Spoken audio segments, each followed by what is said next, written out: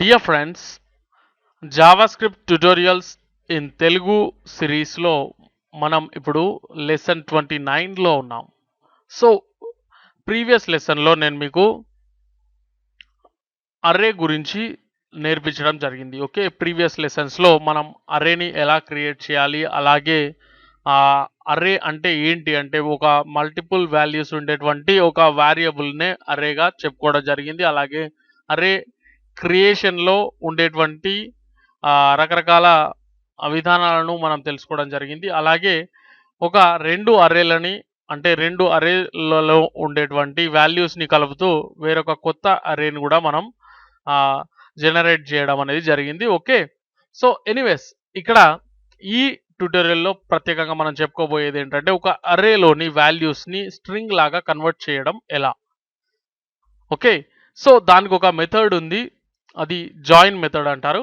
So ఆ మెథడ్ని నేను మీకు ఇప్పుడు చూపిస్తాను. So let's create an array first. Okay, so variable animals అనేటువంటి ఒక అర్రేని మనం క్రియేట్ చేద్దాం. Okay, new array. సో ఇక్కడ న్యూ అర్రే క్రియేట్ అవుతుంది మనకు. సో కౌ, డాగ్, ఓకే సింపుల్వి రాసుకుందాం, ర్యాట్, ఓకే క్యాట్, ఇలా ఇంకా కూడా రాసుకోవచ్చు, no problem. Rat, cat, tiger. Okay, anyways మీరు ఇక్కడ క్యాపిటల్స్ యూజ్ చేస్తే ఇంకా బాగుంటుంది, నో ప్రాబ్లం. ఓకే, యూజ్ చేస్తే ఇంకా బాగుంటుంది. సో ఫ్రెండ్స్, ఇలా మనం ఒక అర్రేని క్రియేట్ చేసాం. ఓకే, సో ఇప్పుడు మనం ఏం చేయాలంటే దీన్నంతా ఒక స్ట్రింగ్ లాగా మార్చాలి. ఓకే, సో దానికోసం మనం యూజ్ చేసే మెథడ్ జాయిన్ మెథడ్. సో ఎలా మనం దాన్ని మారుస్తామంటే యానిమల్స్ అంటే ఈ యొక్క array name, okay variable name dot join. Okay sorry, కరెక్టే, కాకపోతే మనం ఏం చేయాలంటే ఫస్ట్ ఒక వేరియబుల్ లాగానే దీన్ని క్రియేట్ చేసుకోవాలన్నమాట. సో వేరియబుల్ స్ట్రింగ్ 1 అని చెప్పేసి తీసుకోండి. ఫర్ ఎగ్జాంపుల్ స్ట్రింగ్ 1, ఎందుకంటే ఇది స్ట్రింగ్ అని మనకు తెలియాలి కదా. ఓకే, సో ఇక్కడ యానిమల్స్ డాట్ జాయిన్ అని చెప్పేసి మనం తీసుకోవాల్సి ఉంటుంది. ఓకే, సో ఇలా మనం ఈ మెథడ్లో ఓకే మనం ఏం చేస్తామంటే దీన్ని మొత్తంగా ఒక స్ట్రింగ్ లాగా కన్వర్ట్ చేసాం. అంటే కామా సపరేటెడ్ వాల్యూస్ అన్ని కూడా కామాతో సపరేట్ చేయబడి మీకు అది ఒక టెక్స్ట్ లాగా మారిపోతుంది అనమాట. So let's see document dot write. Okay, so దీని లోపల స్ట్రింగ్ 1. సో ఇప్పుడు ఒకసారి రీలోడ్ చేసినట్లయితే చూడండి, cow, dog, rat, cat, tiger అంటే ఒక అర్రేలోని ఐటమ్స్. ఓకే, అర్రేలోని ఐటమ్స్ లేదా వాల్యూస్ని మనం స్ట్రింగ్ లాగా కన్వర్ట్ చేయడానికి డాట్ జాయిన్ అనేటువంటి ఒక మెథడ్ని యూజ్ చేస్తాం.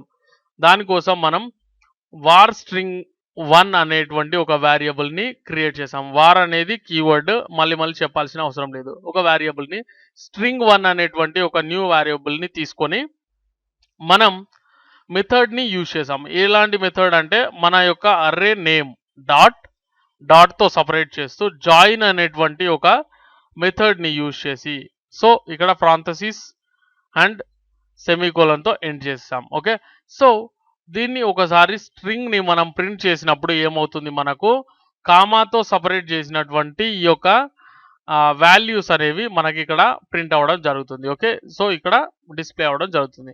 సో ఇక్కడ ఏంటంటే మరో విషయం మీరు నేర్చుకోవాల్సి ఉంటుంది. ఏంటంటే ఇక్కడ మనం కామా అనేది ఇవ్వలేదు. కానీ ఈ కన్వర్షన్‌లో అంటే స్ట్రింగ్ లాగా కన్వర్ట్ చేసే ప్రాసెస్‌లో అది డిఫాల్ట్‌గా కామా అనేది తీసుకోవడం జరుగుతుంది. ఒకవేళ మీకు కామా అక్కర్లేదు, లేదు మేము వేరే సింబల్‌తో మేము దీన్ని లైక్ హైఫన్‌తో మేము డివైడ్ చేసుకుంటాం అని అనుకున్నప్పుడు ఏం చేయండంటే ఇలా స్ట్రింగ్ అంటే డబుల్ కోట్స్ అనేవి తీసుకొని సో ఇలా మీరు మీకు కావాల్సిన సింబల్‌ని ఇక్కడ ఎంటర్ చేసినప్పుడు అది వాటితోనే డివైడ్ అయిపోవడం జరుగుతుంది. సో చూడండి. So for example dollar sign sorry okay. So dollar సైన్‌తో చేస్తే డాలర్ సైన్ అండ్ పైప్ లైన్‌తో చేస్తే పైప్ లైన్ మీరు ఎలా సెపరేట్ చేస్తే అలా ఆ సింబల్ అనేది వాటికి సెపరేట్ చేయడం జరుగుతుందన్నమాట. Okay.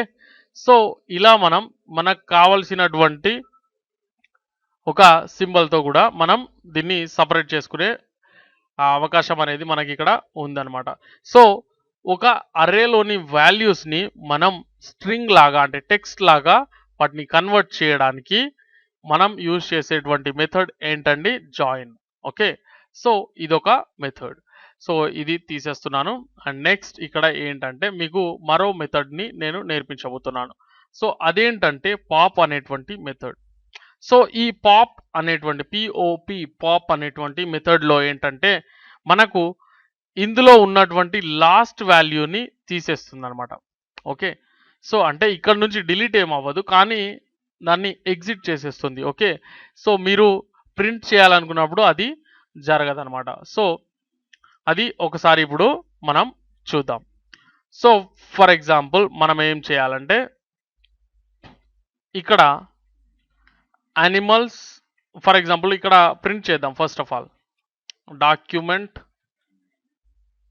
Dot write okay. So ఏం ప్రింట్ చేద్దామంటే యానిమల్స్ ఓకే. యానిమల్స్ అనేది ఏంటండి అర్రే. సో దీంట్లోనే ఐటమ్‌ని మనం ప్రింట్ చేయాలంటే ఇక్కడ లాస్ట్ ఐటమ్ ఏదవుతుందండి 0 1 2 3 4 ఓకే. సో 5 ఐటమ్స్ ఉన్నవి. లాస్ట్ ఐటమ్ వచ్చేసి 4 అవుతుంది. ఎందుకంటే కౌంటింగ్ అనేది 0తో మొదలవుతుంది కాబట్టి. ఓకే. Let's see. ఇక్కడ చూడండి. ఇక్కడ ఏమైందండి టైగర్ అనేది వచ్చింది. సో ఇక్కడ ఒక స్ట్రింగ్ అనేది యాడ్ చేద్దాం. అంటే లైన్ బ్రేక్ అనేది మనం యాడ్ చేద్దాం. ఎందుకంటే నెక్స్ట్ మనకు అది అవసరం అవుతుంది. ఓకే. సో లైన్ బ్రేక్ అనేది నేను యాడ్ చేశాను. No change at all. Okay.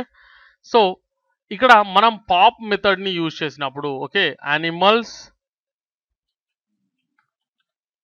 Dot pop మెథడ్‌ని మీరు యూజ్ చేసినప్పుడు ఏమవుతుందండి లాస్ట్ ఐటమ్ అనేది వెళ్ళిపోతుందన్నమాట. అంటే పాప్డ్ అవుట్ అవుతుంది. ఓకే. సో అప్పుడు మీరు ఇదే స్టేట్మెంట్‌ని మళ్ళీ రాస్తే okay. So document dot write okay. Document dot write ఏంటండి యానిమల్స్ ఇక్కడ 4th ఐటమ్ అనేది ఉండదు. సో ఉండనప్పుడు అంటే మనం ఇక్కడ లేనటువంటి ఐటమ్స్ నంబర్‌ని మనం ఎంటర్ చేసినప్పుడు ఏమొస్తుందండి అన్‌డిఫైన్డ్ అని వస్తుందన్నమాట. సో నెక్స్ట్ చూడండి. అంటే ఫస్ట్ ఒకసారి ప్రింట్ అయింది ఇది. ఆ తర్వాత పాప్ అనే మెథడ్‌ని మనం యూజ్ చేసాం. సో అప్పుడు మాత్రమే ఈ లాస్ట్ ఐటమ్ అంటే ఈ టైగర్ అనేది వెళ్ళిపోయింది. సో అప్పుడు మనం దాన్ని ప్రింట్ చేయడానికి ట్రై చేస్తే అన్‌డిఫైన్డ్ అని మనకు వచ్చేస్తుందన్నమాట. ఓకే.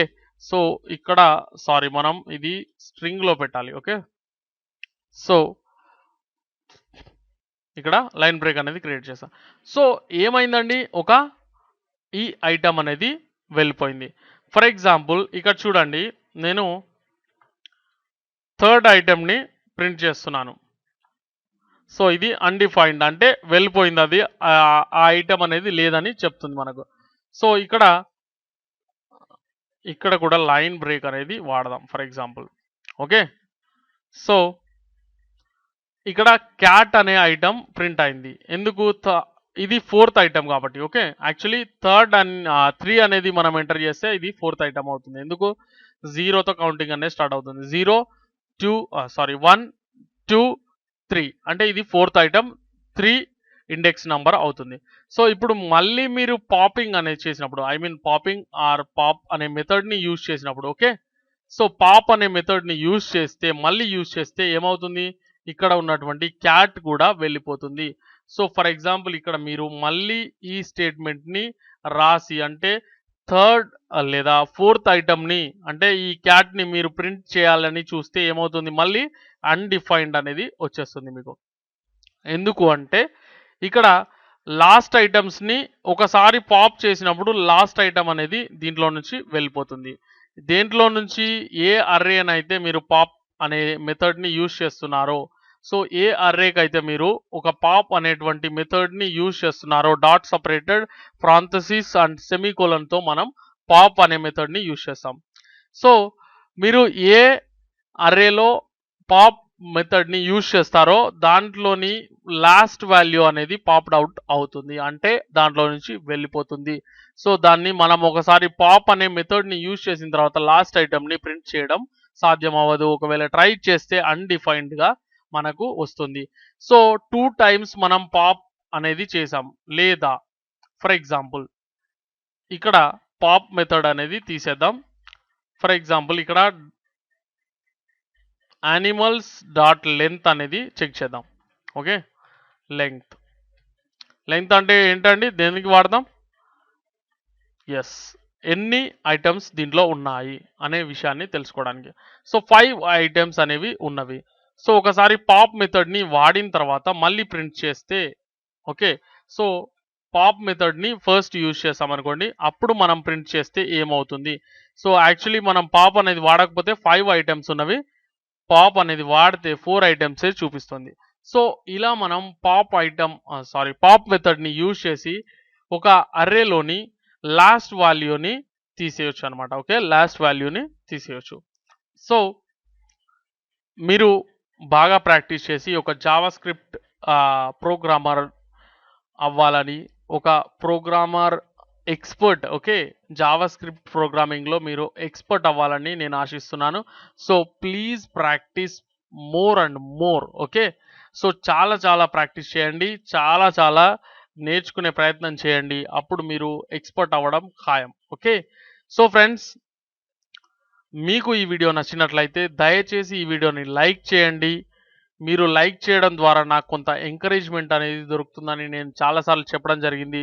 అలాగే ఈ వీడియో చాలా యూస్ఫుల్ కాబట్టి మీ ఫ్రెండ్స్తో దయచేసి దీన్ని సోషల్ నెట్వర్కింగ్ సైట్స్లో like Facebook, Twitter, Google plus ఇలాంటి సోషల్ నెట్వర్కింగ్ సైట్లో దీన్ని షేర్ చేసుకోవడం మర్చిపోకండి.